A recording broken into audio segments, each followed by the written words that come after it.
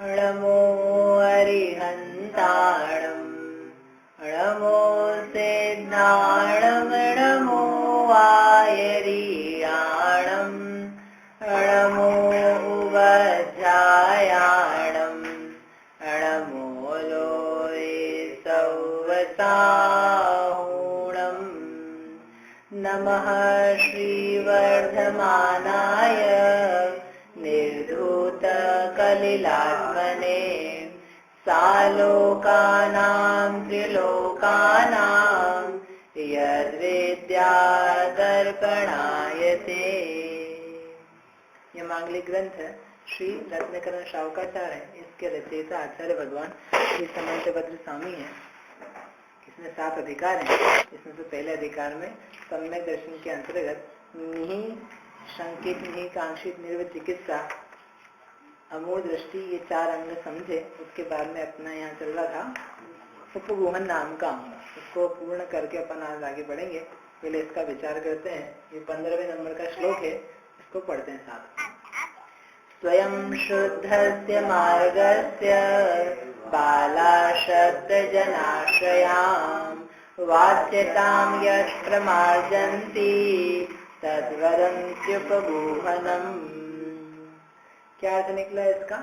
जो मार्ग है उस मार्ग में जो निंदा लग गई हो, दोष दिखने लग गए हो किसी अन्य जीव को, वो भी किसके निमित्त से? बाल यानी अज्ञानी और अशक्त यानी जो शक्तिमान नहीं है, अशक्त व्यक्ति है, दुर्बल है, इस प्रकार के व्यक्तियों के द्वारा जो मार्ग में दोष लग गए हो तो उसको दूर करना, प्रमार्जन करना, उसका नाम है उपगूहन। तो मार्ग में कैसे लग गए? मार्ग में दोष लग गए तो मार्ग खराब होगा। तो आचार्य देव ने इसलिए तर्क दिया, पहले ये सामने शब्द रखिए, तर्क है इसके कि मार्ग यदि जिसमें दोष लग जाते हैं मार्ग ही खोटा होगा, मार्ग अच्छा नहीं होगा। जैसे रास्ता है, रास्ते पे जा रहे हैं तो कोई व्यक्ति गिर पड़ा, कोई दूसरा तीसरा व्यक्ति गया वो गड्ढे में गिर गया। गड्ढे में गिर गया मतलब समझो पैर में लग गई, चोट लग गई, मोच आ गई। ऐसे 2-4 लोगों के साथ हो गया तो कोई व्यक्ति सुनेगा तो क्या समझेगा कि रोड ही खराब होगा, मार्ग ही खराब होगा, तभी तो गिर गया होगा। अगर रोड अच्छा होगा तो ना गिरता, हमारे तो नहीं गिरते हैं, वही गिरे हैं। तो ऐसा लगेगा सुनने वाले को कि जिस रास्ते पे लोग गिर रहे हैं, गिर के लग गई, उनको चोट आ गई है, तो जरूर रास्ता खराब होगा। तो इसलिए उस रास्ते के बारे में यदि अपन कुछ बुरा कहें तो कोई दोष नहीं है, खराब ही है। तो आचार्य कहते हैं कि इसी प्रकार से कोई समझेगा कि जो मार्ग है, जिस मार्ग में इन जीवों के आश्रय से दोष लगे हैं तो जरूर रास्ता ही खराब होगा। तो इसलिए आचार्य देव ने पहले से ये तर्क रख दिया कि रास्ता तो स्वयं शुद्धस्य, रास्ता तो बहुत शुद्ध है, अपने आप में पवित्र है। गलती रास्ते में नहीं है, रास्ते पर चलने वालों की है। रास्ता तो बिल्कुल क्लीन था, बड़ा था, छोटी छोटी सड़कें थी और उसमें जगह जगह माइलस्टोन्स लिखे थे, पथ प्रदर्शक भी लगे थे। लेकिन पथ प्रदर्शक लगे होने पर भी कोई व्यक्ति उसको पढ़ना नहीं जानता था, अपने अज्ञान के कारण से गलत जगह चला गया, गलत रास्ते में मुड़ गया। कभी यू टर्न नहीं लेना था, वहां भी यू टर्न लेने लगा। कभी लेफ्ट में नहीं जाना था, वन वे था, उसमें फिर भी घुसने लगा। तो रास्ते को बहुत सोच समझ करके बराबर बनाया था, लेकिन फिर भी अज्ञानी जीव है, उसके कारण से उसके एक्सीडेंट हो जाए, बुरा हो जाए, चोट लग जाए, गिर पड़े, तो उस रास्ते को बुरा तो कहना योग्य नहीं है। ऐसे ही यहाँ पर रत्नात्रय का जो मार्ग था बड़ा व्यवस्थित था। सम्यक दर्शन ज्ञान चारित्र कैसे क्रमशः जीव के पूर्ण होते हैं, कैसे अपनी शक्ति के अनुसार इन व्रत आदि को धारण कर सकता है, शक्ति नहीं होने पर श्रद्धा मात्र धारण करे, जब शक्ति हो जाए तो उसका पालन भी करे। इस प्रकार का जब मार्ग था सीधा सच्चा, फिर भी किसी ने जबरदस्ती बहकाव में आकर के प्रलोभन से, अज्ञान के कारण से, शक्ति नहीं होने पर भी ज्यादा काम करके, ऐसे अनेक अलग कारणों के द्वारा गलत वस्तुओं को प्राप्त हो गया, अशुभ अवस्था को प्राप्त हो गया। तो ऐसा होने पर गलती उस व्यक्ति विशेष की है, ना कि पूरे मार्ग की है। ये बहुत न्याय की बात है कि एक व्यक्ति की गलती की सजा सबको नहीं दी जाए। एक के कारण से यदि कुछ बात बन गई हो खराब, तो उसका जो दंड है वो यदि बहुभाग को देने दिया जाने लगे तो लौकिक व्यवस्था भी नहीं बन पाएगी।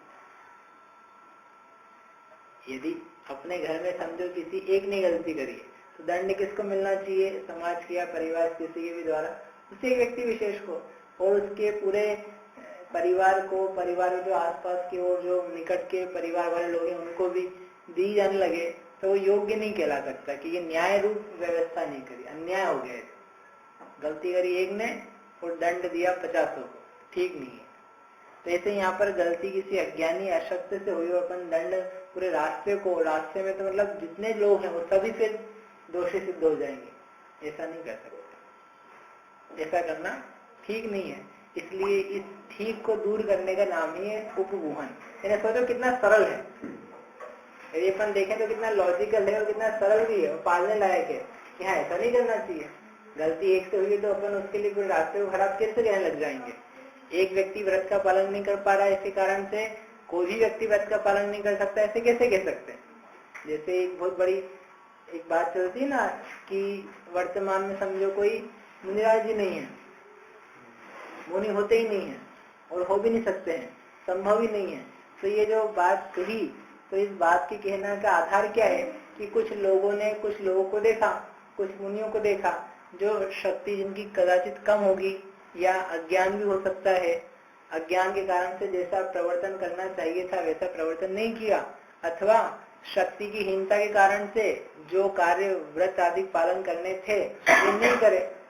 तो उनको देख करके क्या निर्णय बना लिया लोगों ने, किसी ने, लोगों ने नहीं, सबने नहीं, किसी ने क्या निर्णय बना लिया कि ऐसे ही होते सारे जो महाव्रती हैं या मुनिराज हैं वो ऐसे ही होते हैं, और ऐसे होते हैं तो ये तो मार्ग ही खराब हो रहा है, तो इसका मतलब मुनि होते ही नहीं है। तो फिर 2-4 को देख करके जितने सारे भविष्य में होने वाले मुनिराज हैं उन सब के लिए एक ही बात नक्की कर ली, क्या कि मुनिराज तो ऐसे होंगे, भ्रष्ट ही होंगे, खराब ही होंगे, और वैसा होता नहीं, इसलिए मुनि है ही नहीं।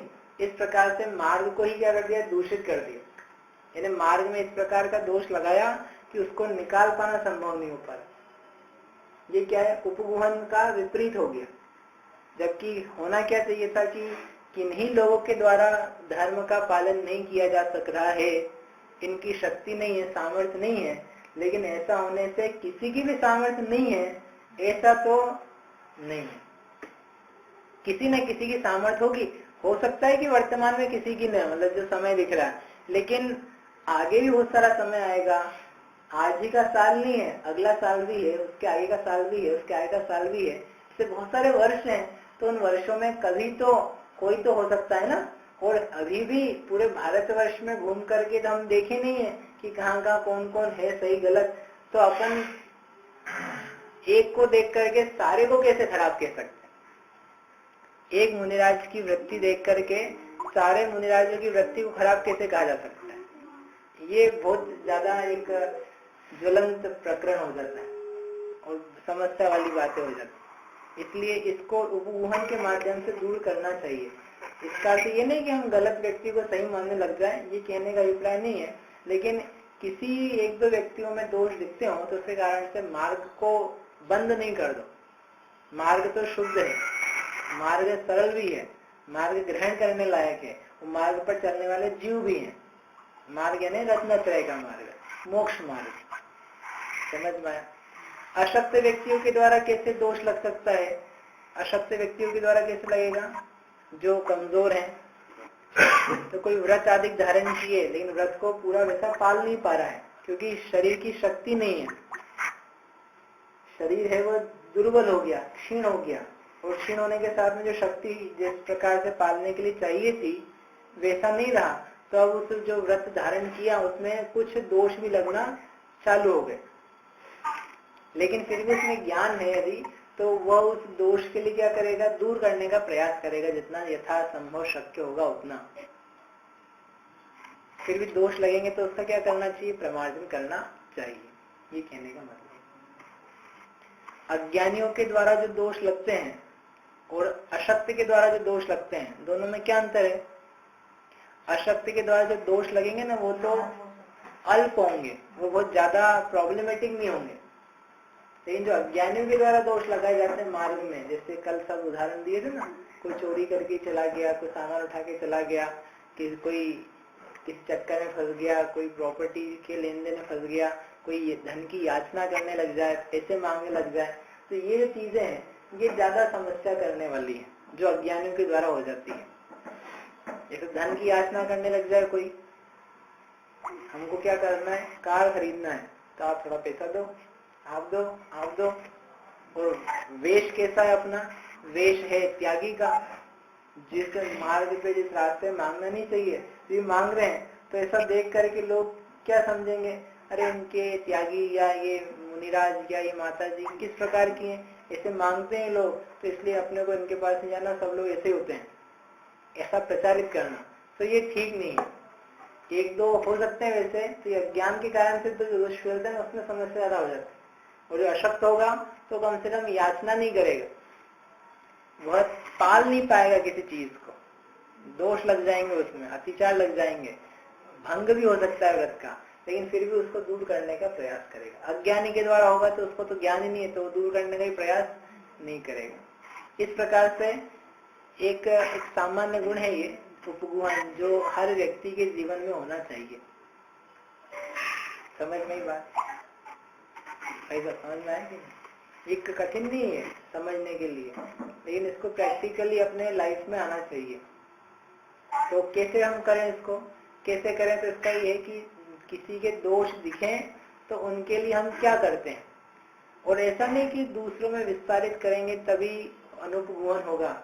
अपने मन में भी अपन वैसी पक्की धारणा बना ले, ये व्यक्ति ऐसा ही है, ऐसा ही रहेगा, ऐसा ही भूत में था, ऐसे ही भविष्य में रहेगा, और इस जैसे और जितने जो कुछ हैं वे सब ऐसे ही रहने वाले हैं। इस प्रकार की मन में पक्की धारणा बन जाए, इसका मतलब अपन अपने मन में भी क्या कर रहे हैं, उपगुहन का पालन नहीं कर पा रहे। यद्यपि दूसरे से नहीं कह रहे हम, लेकिन अपने मन को भी अपन स्वच्छ नहीं रख पा रहे। अपन ने ये पढ़ा है, जब अपन ने द्रव्य गुण पर्याय पढ़े थे, कि पदार्थ कैसे हैं, परिणमनशील हैं, बदलते हैं। प्रत्येक पदार्थ में बदलाव होते हैं। कब होते हैं बदलाव, कभी कभी प्रति समय होते हैं। जिस शक्ति के कारण से द्रव्य में निरंतर परिणमन होता है, बदलाव होता है, उससे क्या कहते हैं, पर क्या कहते हैं उसे, द्रव्यत्व गुण। तो होता है, किस किस में होता है वो द्रव्यत्व गुण, सब में होता है। तो परिणमन होता है ना, बदलाव होता है। तो जब बदलाव होता है, प्रति समय बदलते हैं व्यक्ति, पदार्थ, चीजें, तो जिस व्यक्ति को आप जानते हो, दोष सहित जानते हो, वह व्यक्ति क्या बदलेगा नहीं, क्या वह व्यक्ति वैसे ही रहेगा। जिसको आप देख रहे हो ना, इसने गलती कर दी है, ये गंदा है, खराब है, दुष्ट है, तो क्या वो हमेशा वैसे ही रहने वाला है कि बदलेगा भी। तो यदि अपन ये पक्का ऐसा बना ले, नहीं ये तो खराब ही है, खराब ही रहेगा, ये यहाँ से मर के बिल्कुल निगोज जाएगा, नरक जाएगा, इसमें कुछ भी नहीं होना है, तो यदि ऐसा अपन पक्का बना ले, तो इसका मतलब वो जो रास्ता है, और जो रास्ता इस रूप से था कि परिणमन जिसे बदलाया जा रहा था, उसके लिए तो अपन ने निषेध ही कर दिया। द्रव्यत्व गुण जब पढ़ाया जाता है तो ये बताया जाता है साथ में कि इससे क्या शिक्षा लेना, इससे ये शिक्षा लेना कि पदार्थ निरंतर बदलते हैं, हम भी बदल रहे हैं। आज हम इस हीन अवस्था में हैं, लेकिन हम भी अच्छी अवस्था में पहुंचेंगे, ऐसा अपने को श्रद्धान पैदा करो, ये इसको जानने का फायदा है। तो जब अपन अपने लिए बात कहते हो तो वही बात दूसरों के ऊपर भी लगानी पड़ेगी कि जिन पदार्थों को, जिन लोगों को, जिन जीवों को हम जानते हैं, वे हमेशा वैसे ही नहीं रहेंगे, उनके भाव हमेशा वैसे नहीं रहेंगे। यदि वे बुरे हैं तो बुरे से अच्छे भी होंगे, क्योंकि द्रव्यत्व गुण है ना, परिणमन होगा ना, वो क्या कांस्टेंट वैसे तो ना रहेगा, नित्य एक जैसा, बस ऐसा कैसा। इसलिए अपने मन में भी दूसरे जो दोष लगाने वाले या दुष्ट जीव जिनको कहा जाता है, उनको देख करके एक जैसी परिणाम नहीं होना चाहिए। इसलिए उन्होंने 4 भावनाएं दी कि उस 4 भावना में एक का नाम है मध्यस्थ भावना। ऐसे जीवों से मध्यस्थ रहना, न्यूट्रल रहना, उसमें द्वेषी नहीं होना, रागी भी नहीं होना और द्वेषी भी नहीं होना। तो कैसा रहना, मध्यस्थ। प्रेम भाव हो सब जीवों में, गुणी जनों में हर्ष प्रभो, करुणा स्रोत बहे दुखियों पर, और दुर्जन में मध्यस्थ। आचार्य ने एक भी बार नहीं लिखा कि तुम द्वेष करने लग जाना। दोष देखो तो द्वेषी मत होना, दोष देख कर भी मध्यस्थ बने रहे। एकदम मध्यस्थ भाव का आता है, तो कुछ ना कुछ तो विकास पर राग द्वेष का नहीं चलता है। चलता है तो उसी को तो मना कर दे कि नहीं चलना चाहिए। मतलब एकदम वीतराग नहीं होगा तो जितना वीतराग हो सकता उतना तो हो ना, जितना राग द्वेष का अभाव किया जा सके उतना तो अभाव करने लायक है। राग द्वेष का सपोर्ट तो कर नहीं पाएंगे कि ठीक है इतना तो चल जाएगा। अब जिससे जितना बने जिस भूमिका में उसके अनुसार उतना करें, ठीक है। यदि कहें कि नहीं चल जाएगा कोई बात नहीं, हम गलत किया था, आपके साथ गलत किया ना, उसको गलत ही समझना, तो व्यक्ति पहले ही मानता है गलत और सपोर्ट और करते जिनवाणी या आगम बोले हाँ ये अच्छा है, ये बढ़िया है, इतने ही करते, हम तो इतने ही करते, ज्यादा नहीं करते। उसने हमसे बुरा किया ना, बस इसी भाव के लिए बुरा मान रहे उससे, अगले भाव में देखेंगे। तो ये तो भाव बुरे हैं, बुरे को तो बुरे ही, इसको अपन सपोर्ट नहीं कर पाएंगे। होते हैं ये हम जानते हैं, लेकिन अच्छे नहीं है वे, ये भी हमको जानना पड़ेगा। समझी बात? बुरी बातों को बुरा जाना जाता है, बुरी को देख करके हमको कदाचित द्वेष आता है तो वो द्वेष ठीक नहीं है, ये भी जानना आवश्यक। तो निर्द्वेष हो नहीं पा रहे हैं तो होने की भावना होनी चाहिए, और ये परिणाम ठीक नहीं है तो आगे किस रूप में बढ़ा जाएगा। तो आगे आगम का जितना ज्ञान है, जैसे अभी बताया ना परिणामन गुण, और यदि परिणामन का विचार किया जाए तो देखा जा सकता है कि अरे जैसे हम परिणामनशील हैं, हम भी बदल गए हैं, यही बदलेंगे क्या? हम सब जीव एक जैसे ही थे बचपन से? क्या हमारे परिणाम इतने ही धर्म में लगे हुए थे? क्या हमने कभी कोई दुष्टता नहीं करी है? क्या हमने कभी मार्ग में कुछ दोष नहीं लगाए हैं? क्या हमारे नाना प्रकार के उदय नहीं आते हैं जिनसे हम विचलित हो जाते हैं धर्म कार्य में या शुभ कार्य में? तब अपन पाएंगे कि नहीं, हमारे भी अलग अलग हैं और बदल गए। पहले हम भी दुष्ट थे किसी विषय में, और अब दुष्ट नहीं है उस विषय में, किसी अन्य विषय में है। या हो सकता है नहीं हो, ऐसा नहीं होंगे। तो जैसे हमारे साथ बदलाव हुआ है, इसके साथ भी होगा। नहीं नहीं हम तो बदल गए, हमको मिल गया। तुमको कौन सपने में मतलब अचानक बिल्कुल प्री प्लान होकर के मिला? अचानक ही कुछ कुछ चीजें घटनाएं बनती गई। वैसे ही अन्य व्यक्ति का भी जब समय आएगा तो उसका ही बदलाव होगा। तुम पर की चिंता नहीं करो, ज्यादा अपनी चिंता करो। तुम पर के दोष नहीं देखा करो, अपने देखा करो, ठीक है। तो अपना हित है, पर को देखने में किसका भला है? दूसरे को देखते रहेंगे तो क्या मजा आएगा?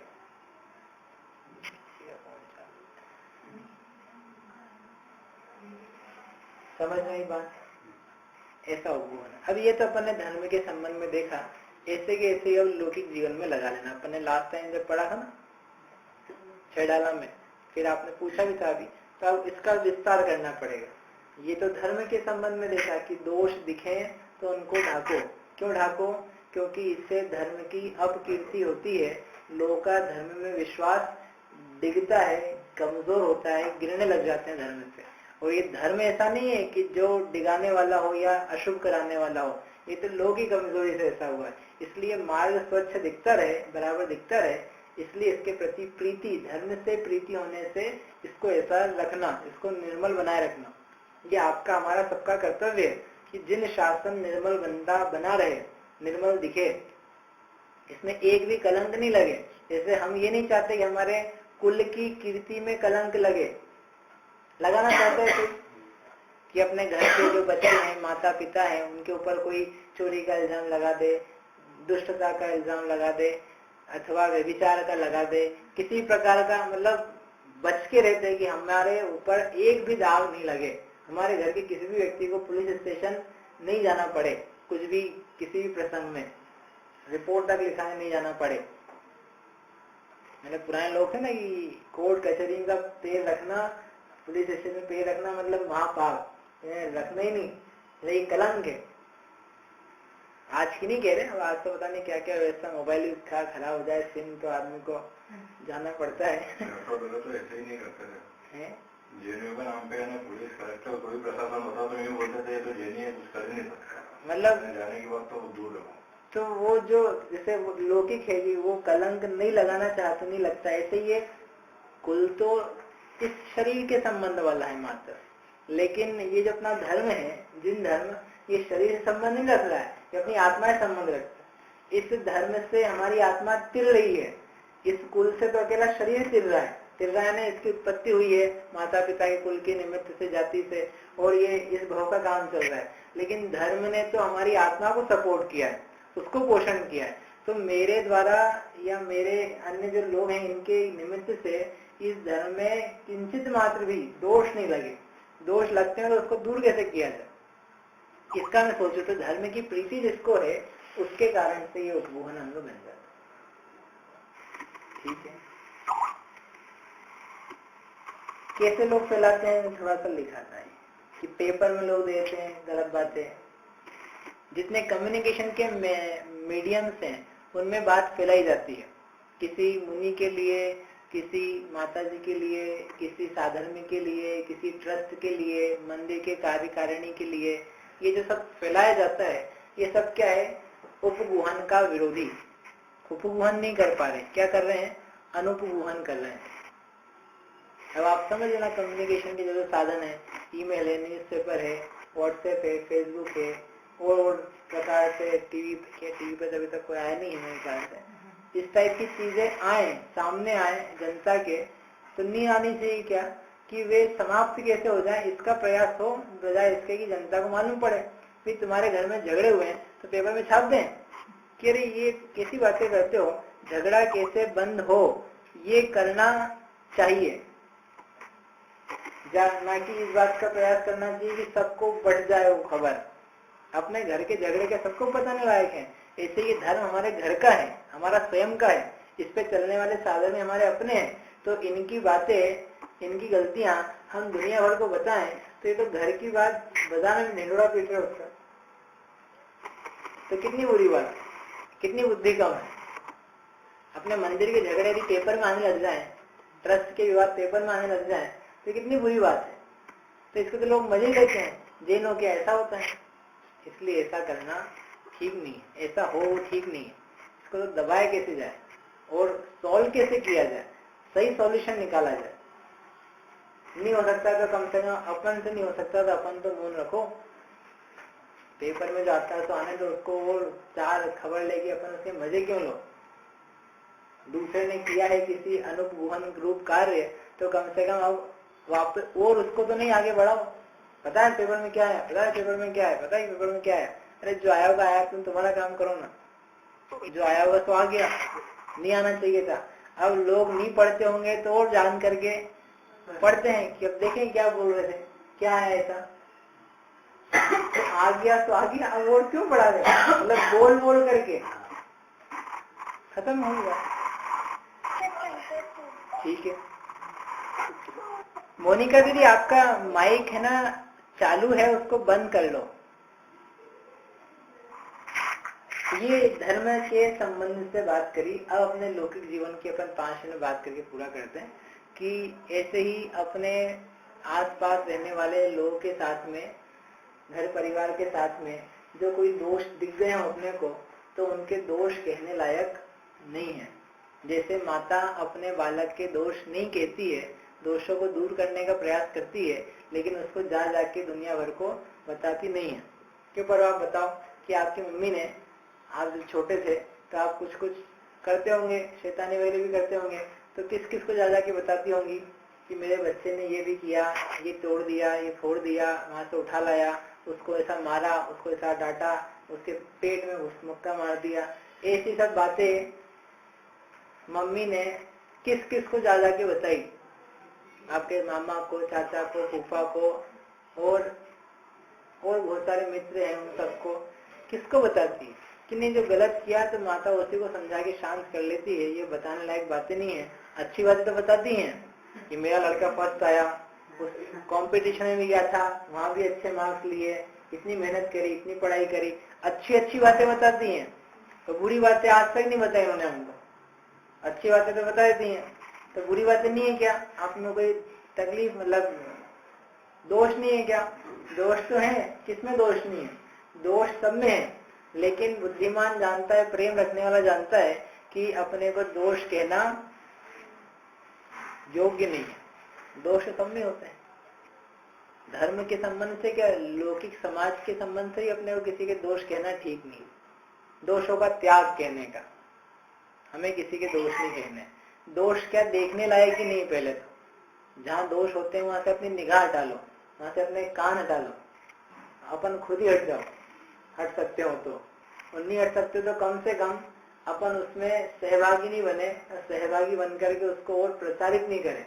दोषों के प्रचारक क्यों बने जाए, अपन गुणों के प्रचारक बने ना।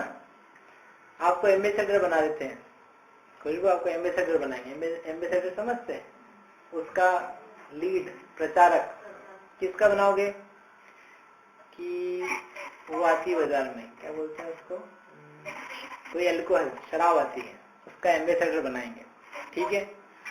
आपका बड़े बड़े पोस्टर्स में फोटो आएगा, आपके हाथ में एक मग होगा और आपका फोटो सब दुनिया के ये जो भारत है, भारत के बड़े बड़े शहर हैं उनमें बड़े बड़े होर्डिंग्स बनाए जाएंगे, ठीक है। अच्छी बात है ना, फोटो छपेगा अपना। अरे एम्बेसडर बनाएंगे आपको, लोग जानेंगे आपको, कह रहे एम्बेसडर ठीक है, लेकिन हम अच्छी बात के प्रचारक बनेंगे। हम अच्छी जो शुभ वस्तु यदि बनना पड़ा तो उसके बनेंगे, ये अशुभ जो चीज है इसके हम नहीं बनेंगे। इसमें अशुभ क्या है कि इससे लोगों का घर खराब हो जाता है। किससे? एल्कोहल से, शराब से। जो पिएगा उसका धन भी खराब, शरीर भी खराब, घर भी खराब, समाज भी खराब, देश खराब, सब खराब ही खराब हो रहा है, अच्छा कुछ भी नहीं हो रहा। ऐसी वस्तु का प्रचारक हमको नहीं बनना, भले ही फोटो छपे। तो वही तो हम यहाँ कहना चाहते हैं कि जब बुरी वस्तु के प्रचारक नहीं बनना चाहते हैं तो हम किसी के दोष देख देख करके उसके प्रचारक क्यों बने। उन दोषों को कहने पर अपना मन खराब, अपनी वाणी खराब, उसका जिसके लिए दोष कहे गए हैं उसको, उसका भी जीवन अशांतिमय है कि मेरे दोष कोई कहता है, प्रचार करता है, और पाप का बंध हमें भी होता है। और अपने कोई फोटो भी नहीं छप रहे, ये तो यहाँ फोटो भी छप रहे थे, लेकिन खराब खराब खराब होकर के जैसे अपन ने उसको छोड़ दिया, तो ऐसे ही ये दोष जो है इनके लिए हम प्रचारक बन रहे हैं। तो अपना अहित ही अहित हो रहा है। तो जब अहित हो रहा है तो जैसे उसके छोड़े वैसे इसके भी छोड़ दो, नहीं छोड़ने चाहिए। तो इसलिए तो कह रहे हैं जैसे एल्कोहल के एम्बेसडर बनाए जाने का आप मना कर दोगे, भले आप कहीं आपको पैसे भी दे, होर्डिंग्स लगाए, वैसे बिना पैसे की होर्डिंग्स भी लगा देना अपने नाम के, कुछ आदमी बिल्कुल लग जाए, चलो यही अच्छा है, कम से कम अपना फोटो तो लगेगा। लेकिन कोई जैन होगा, सज्जन होगा, सदाचारी होगा, तो वो शराब का तो नहीं बनेगा, क्योंकि उसको बुरा जानता है। ऐसे के ऐसे ही जो दोष है, ये दोष कहना अच्छा है कि बुरा है, अच्छी बात है कि बुरी बात है, बुरी बात है ना। तो अपन दोष कह करके उसके प्रचारक ही तो बन रहे हैं, और क्या कर रहे हैं। तो कहेंगे, प्रचार करेंगे तो अपने को भला क्या मिल रहा है, भलाई क्या हो रही है, नहीं हो रही है। इसका मतलब त्याज्य है। फिर भी प्रचारक बन रहे हैं, इसका मतलब अपने को ये समझ में नहीं आ रहा है कि हम जिसके प्रचार का कार्य कर रहे हैं ये ठीक नहीं है, इससे दुख होता है, इससे दर्द होता है, इससे पाप लगता है, इससे मेरी आत्मा गड्ढे में जाती है, गिरती है, अब अवनति होती है। ये नहीं सोच पा रहे हैं। और आत्मा का जाने दो, अपन आत्मा को नहीं भी जाने तब भी एक सामान्य कॉमन सेंस की बात है कि व्यर्थ में दो लोगों के दोष देख करके अपन कहेंगे तो अपना जो पारिवारिक सामाजिक जीवन है वो भी दुखकर हो जाएगा। आप आपकी पत्नी के जो दोष हैं उनको अपने मित्रों से कहते रहो, बच्चों से कहते रहो, माता पिता से कहते रहो, मित्रों से कहते रहो, तो क्या होगा, आपकी पत्नी के दोष अवश्य दूर हो जाएंगे। फिर आपको भोजन समय पे मिलने लग जाएगा, ठीक है ना। है कि जो मिल रहा था हो सकता है वो भी नहीं मिले, और वो भी जैसा मिल रहा था वो जला सा मिलने लग जाए। और चलो वो चाहे मिले चाहे नहीं मिले, लेकिन दोनों में जो खटपट थी वो खटपट, और इनको देखो, जब देखो मेरे पीछे पड़े रहते हैं, बोले रहते हैं, उनसे बोला हम क्या ऐसे हैं क्या, हम में ऐसा कुछ भी नहीं है। मतलब वो जो द्वेष भाव है ना, वो द्वेष भाव दोनों के बीच में बढ़ता बढ़ता बढ़ता चला जाएगा, बढ़ता जाएगा। आप ऐसा करते हो, ऐसा नहीं है, उदाहरण दे रहा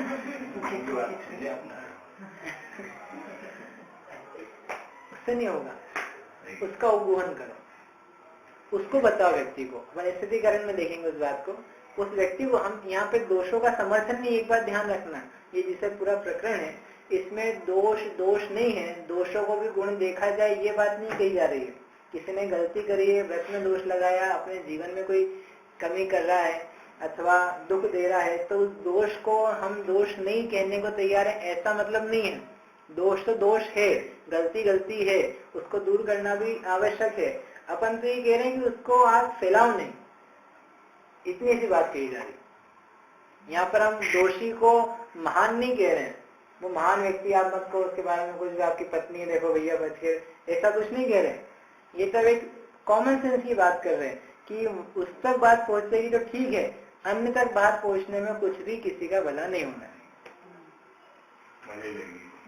हाँ, दुनिया को क्या है, जैसे आप दूसरों के लेते हो वैसे वो आपके लेंगे मजे, किसी का मजा हित नहीं हो पाए। द्वेष भावना बढ़ती है, निंदा करने से द्वेष ही बढ़ता है, जिसके प्रति की जा रही है द्वेष ही बढ़ेगा। देखो दो पार्टियां, एक है कांग्रेस और एक है भाजपा, दोनों क्या करती है, एक दूसरे का निंदा करती है। मैंने आज तक नहीं देखा कि इन लोगों ने एक दूसरे एक भी काम के गुण गाए हों, जबकि ऐसा नहीं कि दोनों ने अच्छे काम नहीं करे हैं, अच्छे काम करें दोनों ने, खराब भी करें, लेकिन एक ने भी कभी गुण नहीं गाया कि हाँ ये काम, ये बिल, ये एक जो लाए हैं ये बढ़िया है, प्रशंसनीय है, बढ़िया। तो क्या करते हैं, एक दूसरे के दोष देख देख करके दोनों कैसे हैं, बिल्कुल कुत्ते बिल्ली जैसे। कोई भूल मत देना उधर जाके, तो वहां जाके बता दिया, बोले भैया लोग तुमको क्या क्या बोल रहे थे, मतलब एक कंपेरिजन कि जैसे दोनों का द्वेष भाव इतना बढ़ गया वर्तमान में कि बोल बोल बोल करके ये गलत ही गलत करता है और ये इसको भी ऐसे ही देखता है, तो दोनों के बीच में देर भाव बहुत पक्का बन जाता। तो वो तो पार्टियों की बात है, ऐसे घर में रहते हुए एक दूसरे के प्रति हो जाए, समाज में रहते हुए हो जाए, परिवार कुटुंब में रहते हुए हो जाए, मित्रों के साथ, नौकरों के साथ, मालिक के साथ, व्यापार धंधे ग्राहक, इन सब के साथ, मतलब अपना दोष देखने की जो प्रवृत्ति है और कहने की है वह सीमित होनी चाहिए। सीमित है ना, समाप्त। और जब तक समाप्त नहीं होता कम से कम कंट्रोल होनी चाहिए कि अपन क्या कह रहे हैं, किससे क्या बोल रहे हैं, फैला तो नहीं रहे किसी के दोषों को, बता तो नहीं रहे ऐसे कि जिसके कारण से और दुख और फैल जाए। इसलिए उन्होंने लिखा, निज गुण अरु पर ओगुण ढाके। निज गुण को और पर के ओगुण को, जो दूसरे के अवगुण है उसको ढाको, उसको बताओ नहीं, और अपने गुणों को ढाको, अपने गुणों को अपने मुख से फैलाओ नहीं। और बहुत विस्तार अपन ने उस समय किया था, सब इन चीजों का हम संक्षेप में पूरा कर रहे, समझ गए। तो इससे ये समझना कि अपने उपगुण अंग अपने जीवन में प्रकट हो, क्योंकि इसके माध्यम से धर्म का श्रद्धान बना रहता है, धर्म की प्रीति व्यक्त होती है। और यदि लौकिक जीवन में देखें तो पारिवारिक सामाजिक जीवन सुखकर बना रहता है, उस व्यक्ति की सब प्रशंसा करते हैं। जो व्यक्ति किसी की भी निंदा नहीं करता है तो उसको प्रशंसा ही मिलती है कि ये जो व्यक्ति, मैंने इसके मुख से आज तक कोई निंदा सुनी नहीं। कितनी बड़ी बात है, मतलब कोई व्यक्ति आपके लिए कहे कि व्यक्ति ऐसा है कि इसके मुख से निंदा किसी की निकलती ही नहीं है, जब भी निकलती है तो प्रशंसा ही निकलती है, अच्छी बात होगी, बिल्कुल खराब बात ही नहीं है। तो कितना अपना सही जीवन होगा। मतलब प्रशंसा के लायक बात है ये कि अपने जीवन में अपन निंदा नहीं कर रहे हैं, प्रशंसा ही कर रहे हैं, सत्य वचन ही कह रहे हैं, ऐसा अपने बोल होने चाहिए, प्रशंसनीय। लोग की क्वालिटी ढूंढो और क्वालिटी की प्रशंसा करो। लोग क्या करते हैं, लोगों के अवगुण ढूंढते हैं और उसको फिर बताते हैं कि उसका गॉसिपिंग करते हैं। गॉसिपिंग करना बंद करो। गॉसिप समझते, चटपटी बातें, चटपट करना, चटपटी बातें नहीं करो,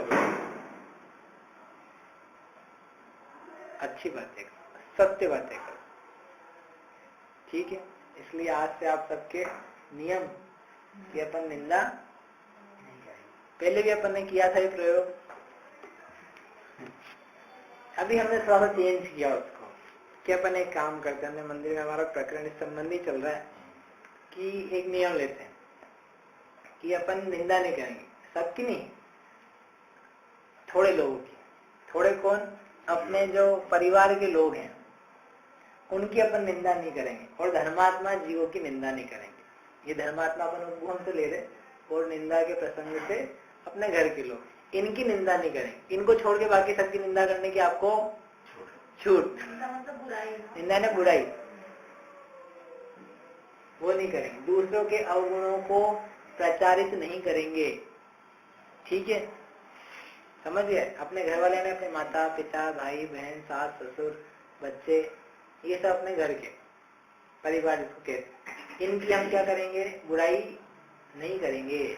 किससे, किसी से भी नहीं करेंगे। कोई समस्या हो तो बस अपने वाले को यही है मालूम पड़ा, आप बोलो मैं अपनी पत्नी की बुराई किससे करूंगा, बच्चों से करूंगा, बच्चों की बुराई पत्नी से करूंगा, पत्नी की और सास ससुर की किसी और सास ससुर से करूंगा, तो मतलब ही क्या रहा भाई, इनसे तो करोगे, वैसे भी घर की बातें घर के लोगों को तो बताओगे ज्यादा करके। उसमें कोई गलती हो तो वो आप डिस्कस करो, उससे डिस्कस करना अलग बात है, और एक निंदा करना अलग बात। डिस्कस करने में तो सॉल्यूशन खोजा जाता है, समझा जाता है कि कहाँ गलती है, और निंदा करने में तो तुमने ऐसा किया वैसा करती है, वो उसका नेचर ऐसा, ये ठीक नहीं है, उसने मेरे साथ वैसा किया था, भोजन नहीं दिया था, पैसे ले लिए, ऐसा कर दिया, ये सब। इसमें कोई सॉल्यूशन नहीं ढूंढा जा रहा है, इसमें क्या किया जा रहा है, बस बोला जा रहा है। सॉल्यूशन लेस टॉकिंग, सॉल्यूशन रहित, उपाय रहित, बस बात करनी है। ऐसे वचनों का क्या मतलब है कि अपन बात टाइम भी वेस्ट कर रहे हैं और कुछ उपाय नहीं निकल के आ रहा है। अपन मनुष्य हैं, मननशील हैं, दिमाग वाले हैं, सॉल्यूशन निकालो तब तो बढ़िया, ठीक है। तो क्या करना, अपने घर वालों की अपने को निंदा नहीं करनी है। कब तक, जब तक अपन घर में है तब तक। नहीं नहीं, घर में मतलब जब तक अपन गृहस्थी में है। तो बोले जितनी बुराई करनी है तो घर के बाहर आके चिल्लाना चाह दो, ऐसा घर में नहीं। फिजिकली घर की बात नहीं, मेंटली जब तक अपन घर में है, जब तक गृहस्थ है तब तक घर वालों की नहीं है, ठीक है। पर समझ में आ गया, नियम है। हाँ ऐसे नहीं चलेगा काम, आज गलत दिन आ गया, आज नियम का दिन है, ठीक है। 10 लक्षण चल रहे हैं अपने, 10 लक्षण में नियम लेने चाहिए, पर्व चल रहे हैं 10 लक्षण के। तैयार हो ना आप, किसी को बाधा तो नहीं है, ठीक। आप नियम ले लेना, 9 बार नवग्रह मंत्र मंदिर के वहां जाके पढ़ लेना। हम अपने घर वालों की निंदा नहीं करेंगे, गलत कुछ बात होंगे, दोष होंगे तो उनका उपाय सॉल्यूशन ढूंढने की, क्योंकि गलतियां तो रहती है, ले लेना आज इकट्ठे ही। नहीं निकल, देखो निकल जाना तो अलग बात है, निकल गया है ना, वो गलती से निकला है तो उसको अपन देख रहे हैं कि गलती से हो गया, आप वापस से गलती नहीं होगी, तो धीरे धीरे करके वो अभ्यास में आ जाएगी। तो निकालना और निकलना, इनमें अंतर है, समझ में आया। गिर जाना सड़क पे और गिर जाना, गिरना है तो खुद ही गिर गए, और गिर जाना है गलती से गिर गया। एक तो गलती से अनजाने में याद नहीं रहा, समझ नहीं रही, विकल्प रहा, तो इसलिए अपन गिर गए, बोल में आ गया। और एक की नहीं, 4 लोग बैठे थे, सोचे ही नहीं, अपन तो चालू हो गए, विचारने लगा, याद भी आ रहा था कि नहीं बोलना चाहिए, लेकिन अब चलने तो दो थोड़ी देर, मजा तो आ रहा है, कुछ दिन हो गए, ठीक है देख लेंगे, प्राइस ले लेंगे, माला फेर लेंगे, जो है तो समझ लेंगे, अभी तो चलना है। तो ये क्या है, ये आपने पुण्य तोड़ दिया, वो नहीं करना, ठीक है। इससे क्या होगा कि अपन जब बोलेंगे ना तो सोच समझ करके बोलेंगे।